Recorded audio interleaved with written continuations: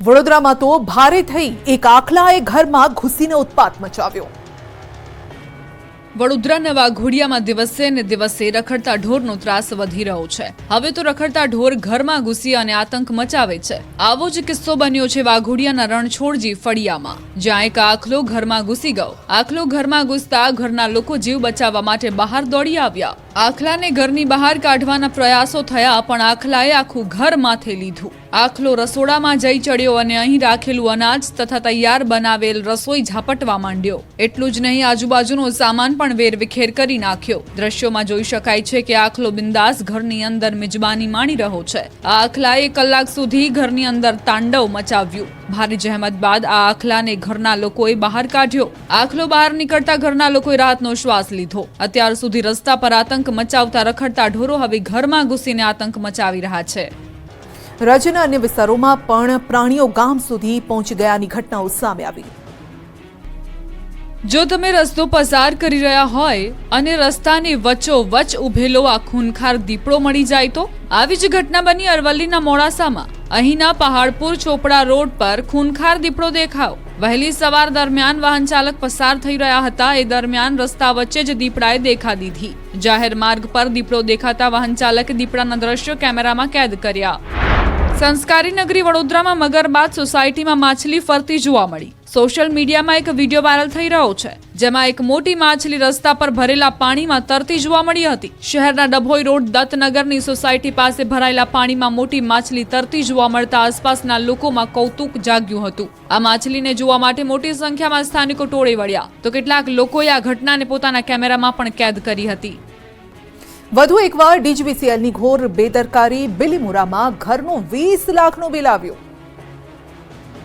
તમારા ઘરનું light bill 20 lakh બાકી છે તેવો મેસેજ આવે તો તમારી હાલત શું થાય? નવસારીના બિલીમોરા શહેરમાં રહેતા સામાન્ય પરિવાર સાથે કંઈક આવું જ બન્યું। 20 લાખ રૂપિયાનું લાઇટ બિલ જોઈને તેમના પર વીજળી પડી। લાઇટ બિલના દરમાં વધારો થાય એ માની શકાય, પરંતુ લાઇટ બિલ જ લાખોમાં આવે એ કેવી રીતે માનવું? વીજ કંપની ડીજીવીસીએલની એક ભૂલને કારણે સામાન્ય પરિવારને 440 વોલ્ટનો ઝટકો લાગ્યો। શહેરના ખાડા વિસ્તારમાં રહેતા અશોકભાઈ પટેલને રેગ્યુલર બિલ કરતા 1000 ગણું લાઇટ બિલ વીજ કંપનીએ પધરાવી દીધું।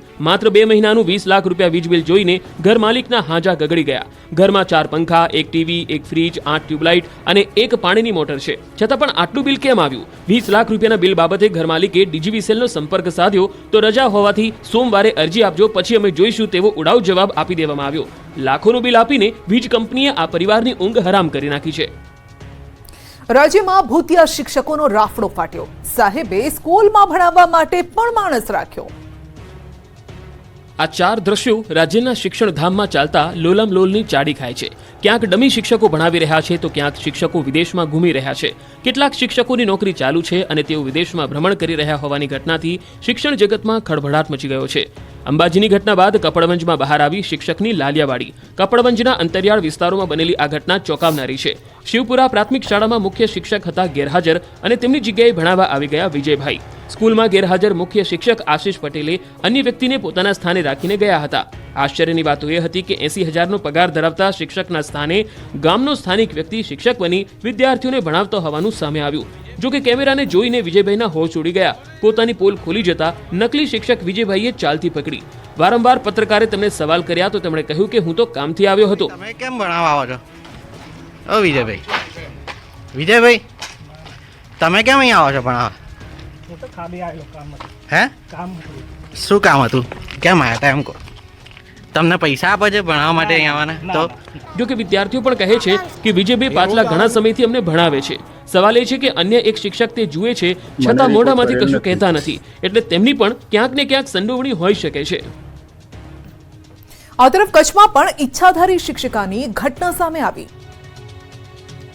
મન ફાવે ત્યારે શાળામાં આવવાનું અને મન ફાવે ત્યારે ગેરહાજર રહેવાનું। કચ્છ જિલ્લામાં પણ શિક્ષણ વિભાગની ગંભીર બેદરકારીનો કિસ્સો સામે આવ્યો। શિરવા ગામની પ્રાથમિક શાળાની શિક્ષિકા 3 વર્ષથી સતત અનિયમિત તેમજ ગેરહાજર રહે છે। નીતા ડી પટેલ નામની શિક્ષિકા ઈચ્છા થાય ત્યારે આવે અને ઈચ્છા થાય ત્યારે ચાલી જાય। તેના કારણે બાળકોના ભણતર પર ખરાબ અસર પડી રહી છે। બાળકોના ઉજ્જવળ ભવિષ્ય સાથે ચેડા થઈ રહ્યા છે। શિક્ષિકાની મનમાનીને લઈને અનેક વાલીઓએ રજૂઆત કરી છતાં કોઈ નિરાકરણ નથી આવ્યું। શિક્ષિકાની ગેરહાજરી અંગે ઉચ્ચ શિક્ષણ અધિકારી સુધી વાલીઓએ લેખિતમાં રજૂઆત કરી છે। એક તરફ કચ્છમાં શાળામાં શિક્ષકોની ઘટ છે તો બીજી તરફ શિક્ષક વર્ષોથી સ્કૂલે જ નથી આવતા। શિક્ષિત ગુજરાત, દીક્ષિત ગુજરાતની માત્ર વાતો થતી હોય તેવું લાગી રહ્યું છે. શિક્ષકોને લઈને બનાસકાંઠા અને મહેસાણામાં પણ ચોંકાવનારી ઘટનાઓ બની છે. શિક્ષણ વિભાગમાં ચાલતા પોલમપોલ અને લાલિયાવાડીનો કિસ્સો બનાસકાંઠામાં પણ બન્યો. બનાસકાંઠાના વાવની એક શાળામાં 2 વર્ષથી શિક્ષક ગેરહાજર હોવાનો ખુલાસો થયો. આ શિક્ષક કેનેડામાં સ્થાયી થયા હોવાનું જાણવા મળ્યું. વાવના ઉચપામાં 2 વર્ષથી શિક્ષક ગેરહાજર હોવાનું ખુલ્યું છે. દર્શન અંબાલાલ પટેલ નામના શિક્ષક કેનેડામાં સ્થાયી થયા હોવાની માહિતી સામે આવી. 10 નવેમ્બર 2022થી આ શિક્ષક દર્શનના સ્કૂલમાં દર્શન નથી થયા. 2 વર્ષથી શિક્ષકની હાજરી ન હોવાથી શાળામાં શિક્ષકની ઘટ પણ છે. આ તરફ મહેસાણામાં પણ કડીની એક શાળાના શિક્ષક વિદેશ પ્રવાસે હોવાનું સામે આવ્યું. કડીની રણછોડપુરા શાળાની શિક્ષિકા ઓગસ્ટ 2023થી હાજર નથી થયા. શિક્ષિકા કવિતા દાસ વિદેશમાં હોવાની માહિતી સામે આવી છે. આ ઉપરાંત જિલ્લામાં અન્ય 10 શિક્ષકો લાંબા સમયથી ગેરહાજર હોવાનો ઘટસ્ફોટ થયો. કડી, જોટાણા, બીજાપુર, મહેસાણામાં પણ શિક્ષકો ગેરહાજર છે.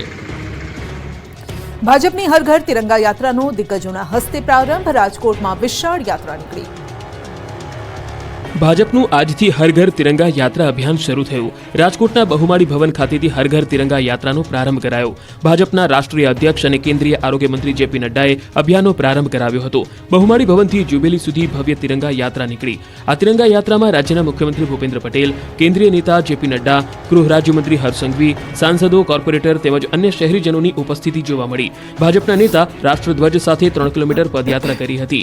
બહુમાળી ભવન ખાતે મોટી સંખ્યામાં જનમેદની ઉપસ્થિત રહી. આ સાથે જ આ યાત્રામાં સ્કૂલ કોલેજના વિદ્યાર્થીઓ, વેપારીઓ, નાગરિકો તિરંગા યાત્રામાં જોડાયા હતા. તિરંગા પ્રત્યે આદર જાગે તે માટે અભિયાન હાથ ધરવામાં આવ્યું. આજે રાજકોટમાં તિરંગા યાત્રા યોજાઈ અને આવતીકાલે સુરત, 12 તારીખે વડોદરા અને 13 તારીખે અમદાવાદમાં તિરંગા યાત્રા યોજાશે. નર્મદામાં મૃતક યુવકના પરિવારજનોને નેતાઓએ સાંત્વના આપી. મનસુખ વસાવાએ વિપક્ષ પર પ્રહાર કર્યા. કેવડિયા ખાતે ટ્રાઇબલ મ્યુઝિયમમાં 2 આદિવાસી યુવકોને મારવાની ઘટનામાં રાજકારણ ગરમાયું છે. બંને મૃતકોના ઘરે હવે મંત્રીઓ આશ્વાસન આપવા આવી રહ્યા છે. ત્યારે રાજ્ય કક્ષાના આદિજાતિ કલ્યાણ મંત્રી કુબેર ડિંડોર, સાંસદ મનસુખ વસાવા અને ધારાસભ્ય સહિતના લોકો મૃતકોના પરિવારને મળી સાંત્વના પાઠવી. ત્યારે સાંસદ મનસુખ વસાવા લાલઘુમ થયા અને વિપક્ષ પર આરોપ લગાવતા કહ્યું કે રાજકીય સ્ટન્ટ કરે છે. ઘટનાને લઈ રાજકીય મુદ્દો બનાવી રહ્યા છે. મહત્વનું છે કે ગભાણા ગામે બંને પરિવારોને મળ્યા. ટ્રાઇબલ મ્યુઝિયમની અંદર 3 દિવસ પહેલા કોન્ટ્રાક્ટરના માણસે 2 સ્થાનિક આદિવાસી નિર્દોષ યુવકોને ઢોરમાર મારતા તેઓના કરુણ મોત નિપજ્યા હતા, જેમાં 6 લોકોની ધરપકડ કરાઈ છે અને મૃતકના પરિવારને 8 લાખ રૂપિયા જેટલી સહાય આપવામાં આવી છે. તહેવારો શરૂ થતા જ ફ્રૂટના ભાવમાં ભડકો. ભાવમાં 50 થી 60% વધારો. શ્રાવણ માસની શરૂઆતની સાથે જ હવે તહેવારોની પણ શરૂઆત થઈ ગઈ છે. ત્યારે ફૂલથી લઈ ફ્રૂટના ભાવમાં ભડકો થયો. સામાન્ય દિવસો કરતાં શ્રાવણમાં ફ્રૂટની માંગ વધારે રહે છે. ત્યારે માંગમાં વધારો થતાં ફ્રૂટના ભાવમાં 50 થી 60% વધારો જોવા મળ્યો. એક તરફ ફ્રૂટની માંગ વધી છે, જ્યારે બીજી તરફ ભારે વરસાદના કારણે પહાડી વિસ્તારમાંથી આવતા ફ્રૂટની આવક પણ ઘટી છે. ત્યારે અમદાવાદમાં રિટેલ માર્કેટમાં ફ્રૂટના ભાવ આસમાને પહોંચ્યા. ગ્રાહકોનું કહેવું છે કે શ્રાવણ માસમાં ફ્રૂટના ભાવ ઓછા હોવા જોઈએ, જેથી દરેક લોકો ઉપવાસમાં ફ્રૂટ લઈ શકે. આ તરફ મહેસાણા માર્કેટ યાર્ડમાં હાલમાં કેળા સહિતના ભાવમાં વધારો જોવા મળ્યો. કેળાના ભાવમાં 20 રૂપિયાથી 30 રૂપિયા સુધીના ભાવ વધ્યા. સફરજન કે જે 100 રૂપિયા કિલોમાં વેચાતા હતા તેના 150 થી 200 રૂપિયા થઈ ગયા. નાશપતીના 30 રૂપિયાની જગ્યાએ 40 રૂપિયામાં વેચાતી થઈ ગઈ. જો આગામી દિવસોમાં વરસાદ વિરામ લે તો ભાવ ઘટશે. સાસણગીર ખાતે વિશ્વ સિંહ દિવસની ઉજવણી. મુખ્યમંત્રી પણ હાજર રહ્યા.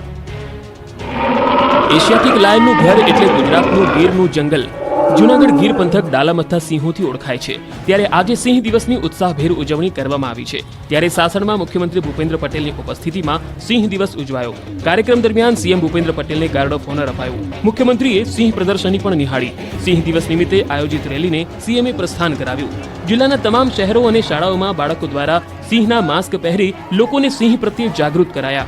ગીર સોમનાથ જિલ્લાના કોડીનાર, વેરાવળ, ગીર ગઢડા, સાસણ સહિત સંઘ પ્રદેશ દીવમાં પણ વિદ્યાર્થીઓ દ્વારા વિશાળ સંખ્યામાં રેલી કાઢી. સિંહના માસ્ક પહેરી સિંહ અમારો રાજા છે સહિતના સૂત્રો બોલી શહેરના રાજમાર્ગો પર ફર્યા હતા. આ ઉપરાંત રાજ્યના 10 જિલ્લાની 30 તાલુકાની 8000 ખાનગી તેમજ સરકારી શાળાઓ અને કોલેજોમાં આજે વિશ્વ સિંહ દિવસની ઉજવણી કરવામાં આવી હતી. ટ્રેક્ટરની ટ્રોલી પાસે સિંહણે ફરમાવ્યો આરામ. અદ્ભુત દ્રશ્યો કેમેરામાં કેદ.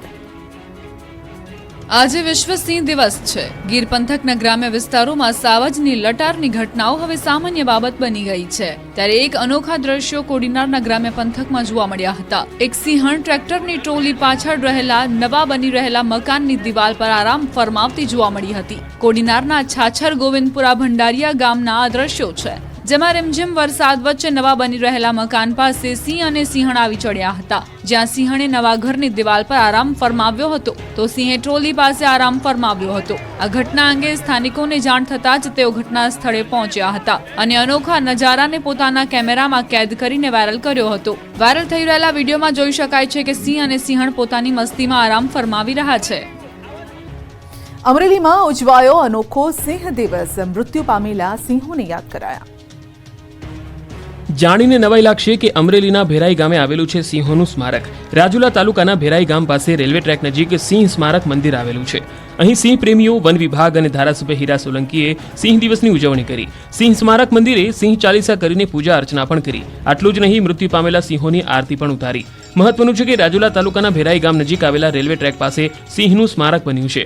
અહીં 2014માં 2 સિંહ રેલવે ટ્રેક ઉપર અકસ્માત થતા મોત થયા હતા. મૃત્યુ પામનારી સિંહણની લોકપ્રિયતા વધુ હતી, જેના કારણે સ્થાનિક લોકો અને પર્યાવરણ પ્રેમીઓ અને ખેડૂતોના સહકારથી સિંહનું સ્મારક મંદિર બનાવવામાં આવ્યું. અહીં દર વર્ષે સિંહ દિવસની ઉજવણી કરવામાં આવે છે.